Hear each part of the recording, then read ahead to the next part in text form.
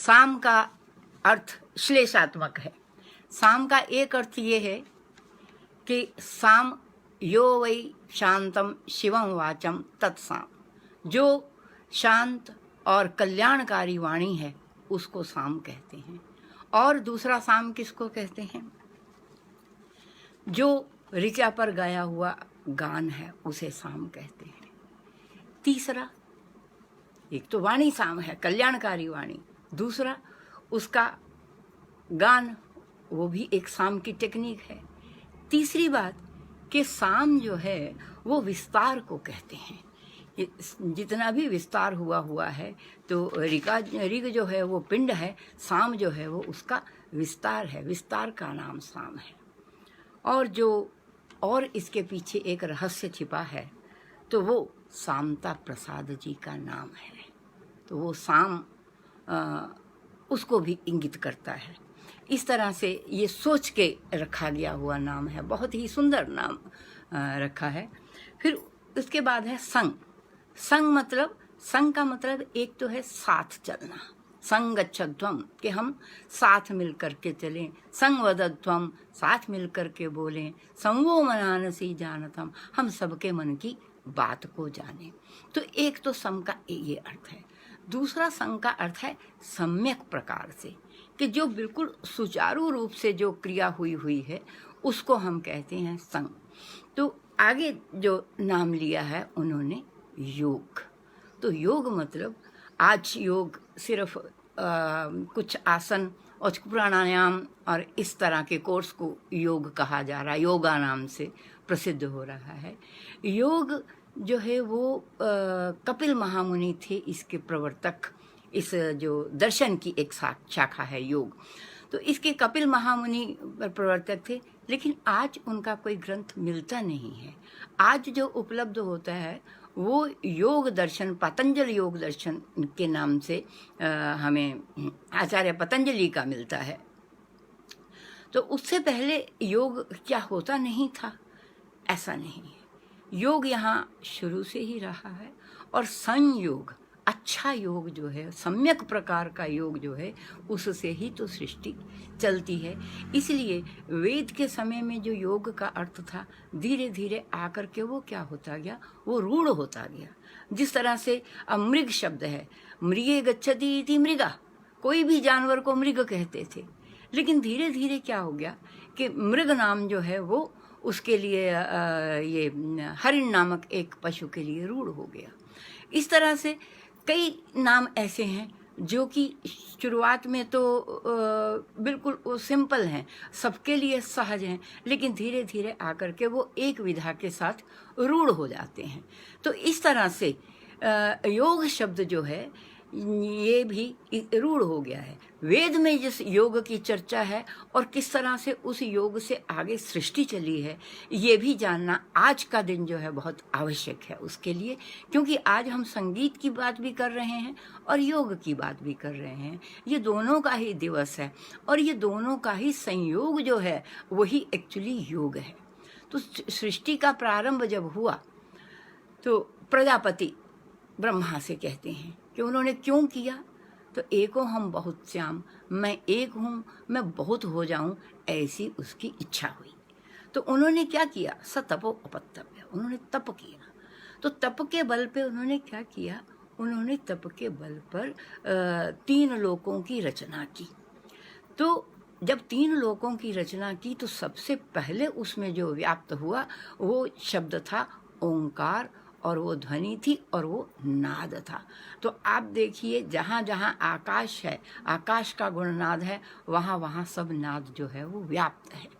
तो इस तरह से जब ये युक्ति हुई, जब 3 लोक जुड़े, जब 5 महाभूत जुड़े, जब 5 तन्मात्राएं जुड़ी, जब मनुष्य हुए और उनमें 5 ज्ञानेंद्रियां, 5 कर्मेंद्रियां और मन, बुद्धि और अहंकार, ये सारे तत्वों का जब समावेश हुआ तो ये एक योग ही हुआ है। और ये योग ऐसा हुआ है कि जो मनुष्य के रहने के काबिल है, इसमें आदमी रह सकता है और यहाँ पे नाना रहता हुआ वो नाना कर्म कर सकता है। तो यहाँ रहते हुए प्राकृतिक आपदाओं ने, प्राकृतिक चैलेंजेस जिसको हम कहते हैं, चुनौतियों ने मनुष्य को जीने के लिए कुछ कुछ सोचने को बाध्य किया। और जो वो सोचने लगा तो उससे एक चीज़ सामने आई कि ये जितना प्रकृति जगत है ये सत्य तो यही है, और इस प्रकृति जगत में जितने भी तत्व हैं वो क्या हैं, वो सब मनुष्य के लिए सुखदायी हैं। मनुष्य के लिए कोई आयु प्रदान करने वाला है, कोई श्वास प्रदान करने वाला है, कोई अन्न प्रदान करने वाला है, कोई जल प्रदान करने वाला है। इस तरह सारे जो तत्व हैं वो मिल करके ये एक जो सृष्टि हुई है, ये रचना हुई है, तो उसके प्रति एक उदार भाव जागृत हुआ, उसके प्रति एक श्रद्धा भाव जागृत हुआ। तो मनुष्य ने इन सारे तत्वों को ये भी जाना कि ये मेरे से ऊपर सत्ता रखने वाले हैं, ये मेरे से महान हैं और हमें ये निरंतर देने वाले हैं। तो यहाँ पे देव तत्व का योग हुआ, देव तत्व का विकास हुआ। अभी तक देवता कोई नहीं थे, तो देव तत्व कैसे आया कि जो इनके गुण और कर्म थे, इन प्राकृतिक उपादानों के, इनको देव कहा। और इनको देव कहने का क्या कारण था, तो वहाँ कहा है यास्क ने कि देव जो हैं कस्मात, हमने देवता क्यों कहा है। देवता शब्द ये सब विद्यार्थी लोग जान लें, तो ये स्त्रीलिंग शब्द है। देवता मतलब ये सारी शक्तियाँ हैं, और ये सारी शक्तियाँ जो हैं ये कुछ ना कुछ हमें देने वाली हैं। तो क्या देने वाली हैं, ये सब क्या देने वाली हैं, तो इसके 3 गुण जो हैं मनुष्य ने, ऋषियों ने उनमें देखे। पहला गुण तो ये था कि ये द्योतनात् देवो इति, कि ये देवता क्यों कहा इनको, क्योंकि द्योतनात् ये चमकदार हैं, ये बहुत चमकते हैं, ये बहुत चमकीले हैं। जिन्होंने भी देखा है नक्षत्रों को, वो सूर्य भी चमकता है, चांद चमकता है, तारे चमकते हैं, मंगल बुध सब ग्रह चमकते हैं। और जिन्होंने ऊपर जा कर के पृथ्वी को देखा है, उन्होंने ये देखा है कि पृथ्वी भी उतनी ही चमकदार है। तो इस तरह से ये सारे जो हैं चमकदार तत्व हैं, ये द्योतन हैं इनमें, इसलिए इनको क्या कहा गया, देवता कहा गया। दूसरा देवता कहने का कारण ये था दिव्य गुणात्, इनमें दिव्य गुण का योग है।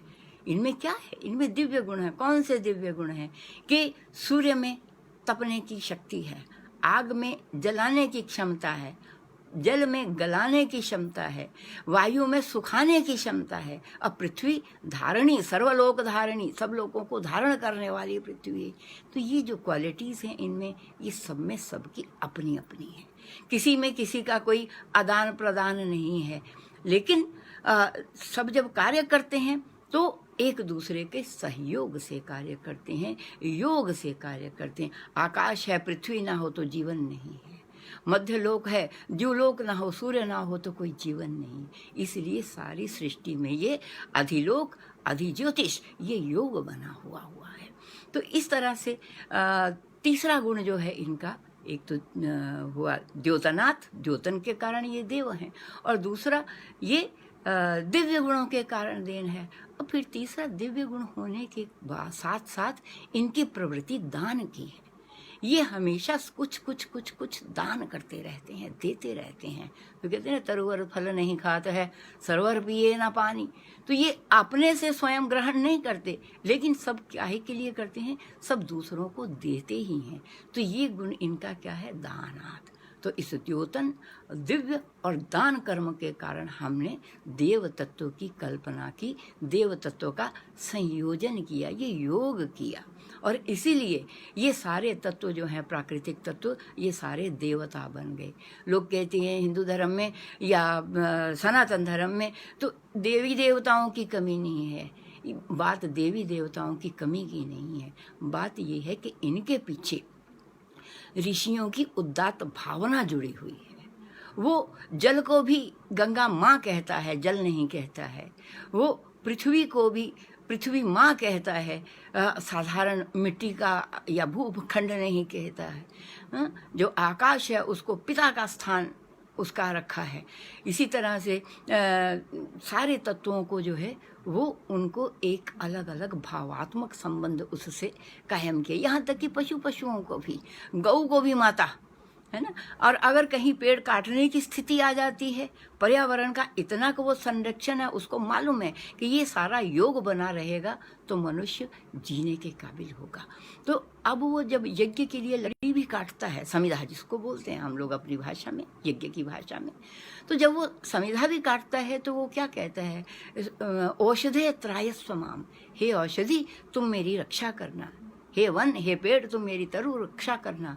क्यों? मायनम हिंसी, मैं ये हिंसा नहीं कर रहा हूँ, मैं ये जो आपको काट रहा हूँ, आपकी डाल काट रहा हूँ, वो मैं किसी कल्याण की भावना से कर रहा हूँ, मैं यज्ञ की भावना से कर रहा हूँ, मैं हिंसा की भावना से नहीं कर रहा हूँ। तो ऐसी उदात्त भावना का योग मन मस्तिष्क में हुआ था, इसीलिए ये सारी सृष्टि जो है ये चलती चली गई। तो कई चैलेंजेस कभी कभी आते हैं, जैसे आज कोरोना संकट आया है, लेकिन योग से ही इन सबको जीता जा सकता है। फिर दूसरा तत्व है इनमें संगीत। संगीत हर जगह व्याप्त है। संगीत जहाँ जहाँ आकाश है तहाँ तहाँ संगीत है। हर प्राणी में, हर बिंदु में, हर चेतन में, हर जड़ में, सब जगह जो है वो संगीत एकदम समाया हुआ है। तो उस संगीत को अब वो क्या कहते हैं कि ये सारा संगीत हमारा चलता रहे, हम अच्छा देखते रहें, हम अच्छा बोलते रहें, हम अच्छा जीवन जीते रहें, ऐसा योग अगर जुड़ा रहता है तो मनुष्य जीवन चलता है जिसमें संगीत भी है और जिसमें स्वस्थ भी है। वहाँ मंत्र आता है एक, तो वो कहते हैं ओम भद्रम कर्णेभिः शृणुयाम देवाः, हम कानों से अच्छा सुने, भद्रम पश्येमक्षभिः यजत्राः, हम अपनी आँखों से अच्छा देखें, ये योग बना रहे अच्छा देखने का, सुकृत होने का। फिर स्थिरैरङ्गैः सुष्ठुवाङ्वंसस्तनूभिः, हमारा शरीर स्वस्थ हो, और स्वस्थ हो करके खा पी करके हमने आहार निद्रा भय मैथुनम ये करके नहीं गवाना। तो कहते हैं स्थिरै अंगैः सुष्ठवान गंग सस्तनूभिः, हम अच्छी स्तुतियों का गान करते रहें। ये देखिए संगीत का योग कहाँ आकर के जुड़ा है। और व्यशेम देवहितं यदायुः, और इतना जीवन हम जिए जितना कि परमात्मा ने हमारे लिए निर्धारित किया हुआ है। बिना बात के डरने की जरूरत नहीं है। हर एक का समय, काल, सीमा, स्थान सब निर्धारित है। रोज रोज डर करके कि आज पता नहीं क्या हो जाएगा, कल पता नहीं क्या हो जाएगा, सवेर आएगी शाम आएगी, नहीं, ऐसी पैनिक स्थिति, ऐसी असमंजस की स्थिति, ऐसी भयावह स्थिति पैदा करने की आवश्यकता नहीं है। क्योंकि प्राकृतिक आपदाएं, प्राकृतिक विपत्तियां, दैविक भौतिक, ये सब दुख हमेशा आते रहे हैं, लेकिन आगे भी आते रहेंगे, ऐसी कोई बात नहीं है। लेकिन उससे भय से डरना नहीं है, उसके भय से डर भी जाना चलो ठीक है, लेकिन उसके भय से आतंकित नहीं होना है, डिप्रेस नहीं होना है। तो वो आगे क्या कहता है, स्वस्ति न इंद्रो वृद्धश्रवाः, ये जो इंद्र है ये हमारे लिए स्वस्ति, स्वस्ति शब्द कल्याण के लिए कहते हैं कि ये जो इंद्र है, इंद्र सबसे पावरफुल देवता माना गया है, जिसने कि बाद में रुद्र का रूप धारण कर लिया, जो बाद में शिव हुआ, कल्याणकारी देवता हुआ। तो काल का देवता यही हुआ। इसलिए इंद्र कहते हैं कि हमारी जो है वो इंद्र जो है वो स्वस्ति न इंद्रो वृद्धश्रवाः, ये जो बढ़ा हुआ इंद्र है ये हमारी हमेशा स्वस्ति, हमारा कल्याण करे। स्वस्ति नो पूषा विश्ववेदाः, अब ये पूषा कहते हैं सूर्य को, तो सूर्य का जो भाग पोषण करता है उसको, उसके कारण इसका पूषा नाम हुआ है। तो पोषण करने वाला देवता हुआ है विष्णु, इसीलिए विष्णु को सूर्य का एक तरह के पर्यायवाची ही मान लिया है। सब विष्णु के ही अवतार हैं, कृष्ण राम सब विष्णु के अवतार है। तो विष्णु रूप जो है वो पालनकर्ता के रूप में, यहाँ तक कि राजा को भी फिर रराटमसी, राजा को भी विष्णु ही कहा गया। तो ये संयोग हुआ है। तो वहाँ वो कहते हैं कि ये विष्णु जो है ये हमारा कल्याण करे। स्वस्ति न ताक्षो अरिष्टनेमिः, जो हम हमेशा अरिष्ट रिष्ट पुष्ट रहें, ऐसी जो ताक्ष ये जो देवता है ये हमारी रक्षा करे। और सबसे बड़ी बात, स्वस्ति नो बृहस्पतिर्दधातु, ये बृहस्पति जो विद्या का देवता है, जो हमारे रहने का एक कारण देवता है। खा पीने के बाद, स्वस्थ होने के बाद एक जो व्यापार चलना चाहिए, मानसिक, जो बौद्धिक, आत्मिक, तो ये जो है वो कौन कराने वाला है? वो बृहस्पति देवता है। तो ये भी हमारे लिए क्या हूँ? ये हमारे लिए कल्याणकारी हूँ। तो इस तरह से वो कहते हैं, तो मेरा योग इसके साथ कैसे बना रहे? तो कहते हैं यच्छंदसो विश्वसाम ऋषभो विश्वसाम रूपः। तो ये यच्छंदसो ऋषभो विश्वरूपः, जो ये छंद जो आच्छादित है ये विश्व रूप में, तो वो क्या है? छंदोभ्योध्याम समृतात्, ये जो है ये अच्छी तरह से प्रकृति से, अच्छी तरह से योग से वो आच्छादित हुआ है। तो वो क्या हो? सैन्द्रो मेधया त्रिपणोतु, वो इंद्र जो है वो मेरी मेधा में आकर के समा जाएं, ताकि मैं भी वो जो है अमृतत्व को धारण करने वाला हूँ। तो यहाँ से जो अमृतत्व धारण करने की एक सोच चली, तो उसके बाद योग का मतलब यही समझा जाने लगा कि अपने कार्यकलापों को वश में करें, अपनी इंद्रियों को वश में करें, अपनी कामनाओं को वश में करें। 3 तरह की इच्छाएं, पुत्रेषणा, वित्तेषणा और लोकेषणा, सब इषणाओं को अंकुश लगाएं, संकुचित करें या उनको मर्यादित करें। जैसा कि भगवान कृष्ण ने कहा है, धर्माविरुद्धो कामो अस्मि, मैं काम ऐसा हूँ जो कि धर्म का अविरोधी हो। तो एक तरफ धर्म है, दूसरी तरफ मोक्ष है। उसके बीच में, इन 2 किनारों के बीच में भारतीय संस्कृति की अर्थ और काम की धारा बहती है। तो ऐसा अगर मैं हूँ तो मैं कल्याणकारी भाव में हूँ। और उसके बाद क्या हुआ कि उपनिषद आते आते योग जो है वो मोक्ष प्राप्ति का साधन तक हो गया, क्योंकि अभी तक मोक्ष का कंसेप्ट नहीं था। देवताओं की अर्चना करने का कंसेप्ट था, जो कि यज्ञों के द्वारा की जाने लगी थी। और ये भी समझ में आया कि यज्ञ अगर न करें तो वैसे ही ज्ञान से ही अगर अर्चित करना चाहें ईश्वर को या अपनी इच्छाओं को पूर्ति करना चाहें, तब ये ज्ञान कांड, जिसको हम आरण्यक और उपनिषद साहित्य कहते हैं, ये सत्ता में आए। तो जितनी भी उपनिषदें हैं उनमें 5 उपनिषदें खास हैं जिनको हम योग उपनिषद कहते हैं। तो ये 5 उपनिषदें, अमृत बिंदु उपनिषद, तेज बिंदु उपनिषद, ध्यान बिंदु उपनिषद और ये नाद बिंदु उपनिषद, ये सारी जो हैं ये उपनिषदें जो हैं ये योग की उपनिषदें कहलाती हैं। और अगर कोई अध्ययन करता है, इन पे रिसर्च करता है, तो मालूम होगा कि इनमें एक ही जगह पे दोनों चीज़ें इकट्ठी करी हैं, योग और संगीत। वो तत्व है ओंकार। तो कहते हैं ओंकार वेदेषु, ये जो ओंकार कहा है, ओम इत्यक्षर उद्गीतम, ओम ये जो अक्षर है ये ऊपर गया हुआ गान है। तो इस गान को जब हम करते हैं, इस ओंकार की जब हम साधना करते हैं, तो आहत से अनाहत की ओर जाते हैं और अनाहत से आहत की ओर भी आते हैं। तो अगर ध्यान नहीं लगता है तो पहले संगीत करें, एक आसन बिछाएं, आसन का वातावरण अच्छा रखें और एक निर्धारित समय पर नित्य प्रति का अभ्यास करते हुए जब ओंकार का उच्चारण किया जाता है, द्विमात्रिक, त्रिमात्रिक, चतुर्मात्रिक, यहाँ तक कि 12 कला वाला, जिसको हम आज एक ताल कहते हैं, 12 कला वाला जो है वो ओंकार, इस तरह से जब ओंकार की साधन किया जाता है, जब ओंकार में ध्यान केंद्रित किया जाता है, तो सब विषयों से धीरे धीरे क्या होता है, मन हट करके एक जगह। तो वो कहते हैं कि पहले पहले मन नहीं लगता, लेकिन धीरे धीरे धीरे धीरे जब वो गंभीरता में आता जाता है तो पहले नाना ध्वनियाँ सुनाई देती हैं। संगीत के विद्यार्थी जानते हैं, जब हम कोई इंस्ट्रूमेंट मिलाते हैं तो हम क्या कहते हैं, पहले स्थूल, पहले मोटा मोटा मिला लो, फिर बारीक मिलाते हैं। तो कहने का अभिप्राय ये है कि स्वर के दायरे में तो आ जाते हैं, लेकिन सटीक श्रुति जो चाहिए उसके लिए क्या करना पड़ता है, कंसंट्रेट करना पड़ता है। तो यही नाद बिंदु उपनिषद में विशेष रूप से, नाद बिंदु में ध्यान बिंदु, तेज बिंदु, अमृत बिंदु, ये सारे उपनिषदें जो हैं ये यही बताती हैं कि अगर मोक्ष की प्राप्ति चाहिए धर्म अर्थ काम और मोक्ष चारों वर्ग फल प्राप्ति चाहिए तो नाद का ही अनुसंधान जो है वही एक रास्ता है।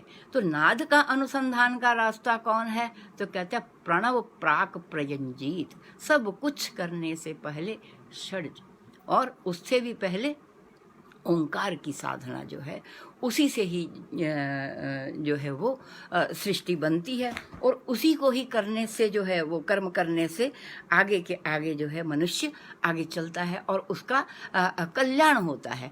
तो इस तरह से नाद जो है वो नाद बिंदु जिसको कहा है कि ततो नाद ततो बिंदु, तो ततो वाक व्यवहारा, उसी से ही नाद से बिंदु बनता है, बिंदु से ही वाणी होती है, वाणी से ही पद बनता है, पद से ही शब्द बनता है, शब्द से वाक्य बनता है और वाक्य से फिर ये संगीत का पूरा व्यापार चलता है। तो इस तरह से मूल जो है वो ओंकार बिंदु जो है वो चाहे वो योग है चाहे वो संगीत है, उन दोनों का आधार है। क्योंकि दोनों के लिए यम नियम आसन प्राणायाम प्रत्याहार और ये आपका ये ध्यान, ये सब तो दोनों के लिए ही चाहिए ना। और उसके बाद जैसे ध्यानस्थ होता है तो समाधिस्थ अवस्था में जब संगीतकार भी एक उच्च श्रेणी पे पहुंच जाता है तो उस समय नाद फिर बंद भी हो गया हो तो उसके मन में वही आनंद जो है वो विचरता रहता है, उसी आनंद में वो आनंदित हुआ रहता है। और उसी तरह से जब नाद बिंदु से नाद से ओंकार साधना में जब आ जाता है तो उस समय वो कहते हैं वो भ्रामरी क्रिया उसको बोलते हैं। तो भ्रामरी मतलब एक अंदर ही अंदर एक भ्रमर की सी आवाज़ गुनगुन गुनगुन सी होती है। तो वहाँ ये भी कहा है, एक बहुत अच्छा संगीतज्ञों के लिए भी ये उदाहरण है कि वहाँ ये कहा है कि जब जब नाद पहले सुनने की कोशिश करता है तो आज योग क्रियाओं में ऐसे बंद करके कान और इस तरह से भ्रामरी क्रिया करवाते हैं तो गुन गुन अंदर आवाज़ सुनती है एक। तो अब वो आवाज़ सुनने के लिए शास्त्र में कहा है नाद बिंदु में विशेष तौर पे कि जब वो अगर नाद सुनता है तो ओंकार जब वो कहता है तो वो स्पष्ट आहत नाद में कहे। और आहत नाद में कहते हुए जब कंसंट्रेशन नहीं हो पाता, कंसंट्रेशन नहीं हो पाता, केंद्रित नहीं हो पाता तो वो क्या करता है, वो दाहिने कान पर बाएं कान पर जो है वो हाथ लगाता है, बाएं कान को बंद करता है क्योंकि वो कहता है कि नाद जो है वो दाहिने कान से ज़्यादा अच्छा सुना जाता है। तो मैं पहले सोचती रही कि दाहिने कान से क्या अच्छा सुनता, कान तो दोनों ही अच्छा सुनते हैं। जब मैंने ऑब्जर्व किया सब गवैयों को गाते हुए तो आमतौर पे आज तक मैंने किसी गवैये को ऐसा नहीं देखा कि जो दायां कान बंद करके यूं हाथ उठाए, हमेशा बायां कान बंद करके दायां हाथ उठाया जाता है। तो ये एक शास्त्रोचित प्रक्रिया है कि दाएं कान से जो है कहते हैं कि वो नाद पहले सूक्ष्म नाद सुना जाता है, फिर धीरे धीरे धीरे धीरे जैसे कंसंट्रेशन बनती है तो वो अंतर्मुखी होता जाता है। और जब अंतर्मुखी होता जाता है तो बाह्य नाद की फिर आवश्यकता नहीं होती, फिर वो आहत से अनहत की ओर जो है वो चलने लगता है। उसी तरह से जब अवरोह क्रम में आता है तो वो अनाहत नाद से आहत नाद की ओर वो प्रयोग करता है कि पहले शांत होता है। जब भी कोई संगीतकार या कोई भी होता है, जब जिसको भी कंसंट्रेट करना है तो पहले क्या होता है, पहले वो शांत वातावरण चाहता है, पहले वो अपने को एक जगह पे केंद्रित करता है, तब जा कर के आवाज़ का उच्चारण करता है। आपने देखा होगा कि जब कोई तान कहनी है या जब कोई हरकत करनी है, जब कोई खास विषय, तो खास तरह के श्वास की आवश्यकता होती है, खास तरह की तैयारी की आवश्यकता होती है, खास तरह के कंसंट्रेशन की, एक केंद्र करने की ध्यान को आवश्यकता होती। तो इस तरह से संगीत और योग ये दोनों एक दूसरे का अभिन्न अंग हैं, दोनों एक दूसरे से कहीं भी अलग नहीं है। जो जो ध्यान करेगा, जो जो गान करेगा, वो आसन भी उसका उचित होगा। जितना एक संगीतकार एक आसन में बैठ सकता है, मैं नहीं समझती कि कोई दूसरा आदमी बैठ सकता होगा। 4-4 घंटे, 6-6 घंटे, 8-8 घंटे का रियाज कौन कर सकता है? या तो योगी या संगीतकार, तो एक ही है ना दोनों। और फिर उतना अभ्यास करने के बाद उस प्रवृत्ति में रहना, बड़ी बात ये है। सिर्फ संगीत कर लेना, 2 तान और टेक्निकल कुछ चीज़ें 4 बंदिशें सीखना, ये संगीत नहीं। संगीत एक दिनचर्या है, संगीत एक अनुशासन है, जिस अनुशासन में हमें आना होता है, तो जिसमें आचारो प्रथमा, पहले आचरण जरूरी है कि भोजन कैसा करना है, व्यवहार कैसा करना है, क्रोध करना है कि नहीं करना है। क्यों? नहीं तो क्रोधाद भवति सम्मोहा, क्रोध करने से क्या हो जाता है, आदमी सम्मोहित हो जाता है, स्मराइज हो जाता है, पता नहीं लगता फिर क्रोध को खत्म कहाँ करना है, लड़ाई को, है ना। तो क्रोधाद भवति सम्मोहा, सम्मोहात मति विभ्रमा, उससे फिर क्या होता है, मति भ्रमित हो जाती है। और मति विभ्रमात बुद्धि नाशो, जब मति आदमी की सोचने की मति जब भ्रमित हो जाती है तो उसको हम मति कहते हैं। लेकिन जब निश्चयात्मक बुद्धि जागती है तो उसको हम बुद्धि कहते हैं। तो फिर कहते हैं मति भ्रमात बुद्धि नाशो, जब तर्क वितर्क करने की शक्ति खत्म हो जाती है तो जो निश्चय करने वाली बुद्धि है, मति है, धिया है, तो वो भी नष्ट हो जाती है। और कहते हैं अगर बुद्धि नष्ट हो जाए तो बुद्धि नाशात प्रणश्यते, बुद्धि नाश होती है तो प्राणों का नाश हो जाता है। तो इतना संयम, इतना सहयोग, इतना धैर्य, इतनी एक तरह की तपस्या वो कौन करेगा? वो संगीतकार करेगा। अगर संगीतकार करता है तो निश्चय ही वो अपने जीवन को भी स्वस्थ बनाएगा, निरोग बनाएगा और दूसरों के लिए भी एक सच्ची सोच पैदा करेगा।